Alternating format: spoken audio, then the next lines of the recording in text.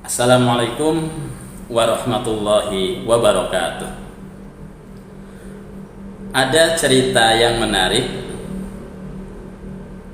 ketika seseorang melewati sebuah peternakan gajah. Di dalam peternakan gajah ini ternyata gajah-gajah itu tidak dibuatkan kandang-kandang yang kokoh. Bahkan gajah-gajah ini juga tidak diikat dengan tali yang besar atau bahkan dengan rantai. Tetapi gajah ini hanya diikat salah satu kakinya dengan tali yang kecil. Yang sebenarnya kalau gajah ini menggunakan kekuatannya yang sangat besar, meronta, maka bisa jadi tali yang kecil itu mudah putus. Tetapi gajah ini hanya diikat dengan tali yang kecil dan mereka ini sangat penurut sekali. Nah, hal ini justru membuat aneh salah seorang pengunjung yang datang ke peternakan itu. Kemudian si pendatang ini bertanya kepada orang yang ada di situ, ternyata dia ini adalah pawang gajah atau boleh dibilang juga pelatih gajah. Nah, si orang ini bertanya, "Tuan, saya heran, kenapa gajah di sini tidak dibuatkan kandang yang kokoh atau diikat dengan tali yang besar, bahkan jika perlu menggunakan rantai besi? Mengingat kekuatan gajah, tenaga gajah ini luar biasa." Nah, apa jawaban dari si pawang gajah ini? Ya, gajah ini sejak kecil oleh kami sudah diikat dengan tali yang kecil ini. Dan gajah ketika meronta, dia tidak mampu memutuskan tali ini karena tenaganya masih kecil. Kan ukuran gajahnya juga masih kecil-kecil.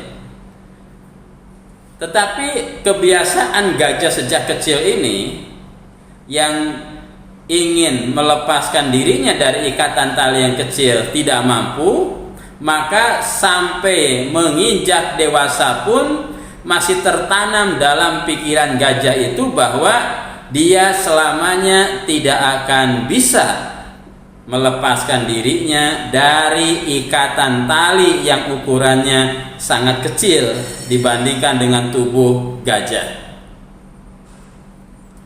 Apa pelajaran yang bisa kita ambil dari kisah gajah ini? Ternyata bahwa kadang banyak manusia yang hidup ini dijalani dengan mengikuti apa-apa yang sudah menjadi kebiasaan dilakukan orang-orang di situ. Kebanyakan orang tidak mau mencoba untuk merubah kebiasaan agar menemukan yang lebih baik lagi, agar menemukan yang lebih praktis lagi, yang lebih hebat lagi. Tetapi kebanyakan manusia itu hanya mengikuti kebiasaan-kebiasaan yang sudah dilakukan dari nenek moyang mereka. Sehingga apa? Ya, mereka hidupnya tidak akan mengalami perkembangan yang signifikan. Mereka hidupnya biasa-biasa saja. Karena apa? Mereka tidak mau keluar dari zona nyaman. Nah, dari sini kita harus belajar bahwa bolehlah kita melakukan kebiasaan-kebiasaan yang masih dinilai baik, kebiasaan-kebiasaan yang diwariskan oleh orang tua kita ini, selama itu dipandang baik, boleh kita melanjutkan, meneruskan, mempertahankannya. Tetapi ada lagi yang lebih hebat, yaitu apa?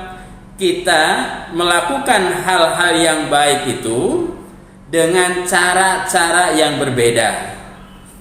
Dengan cara-cara yang berbeda tentunya disesuaikan dengan kemajuan zaman, disesuaikan dengan perkembangan.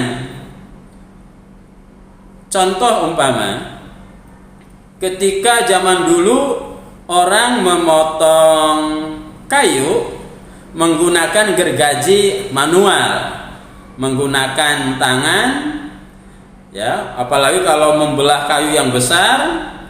Pernah saya melihat butuh minimal 2 orang, yang satu di bawah, yang satu di atas, saling menarik gergaji, dan itu dibutuhkan waktu yang lama.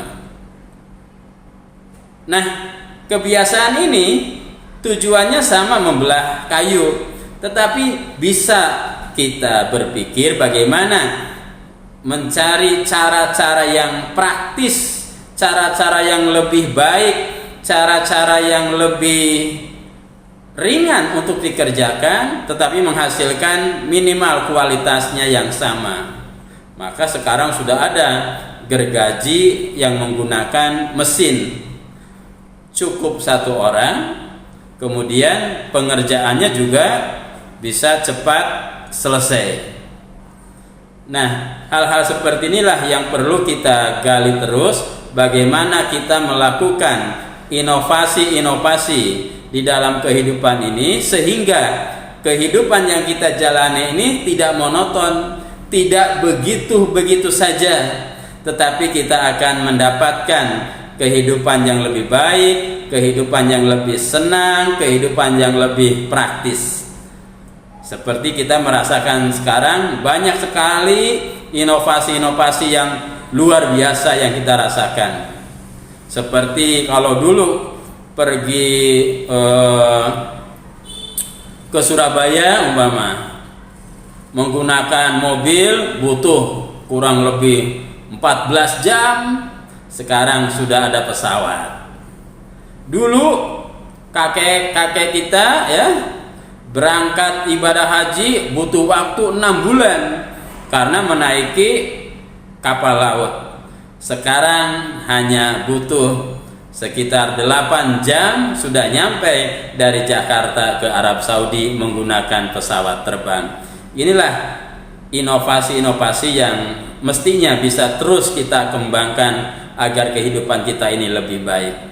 Jangan kita bersikap seperti gajah yang hidupnya monoton begitu-begitu saja.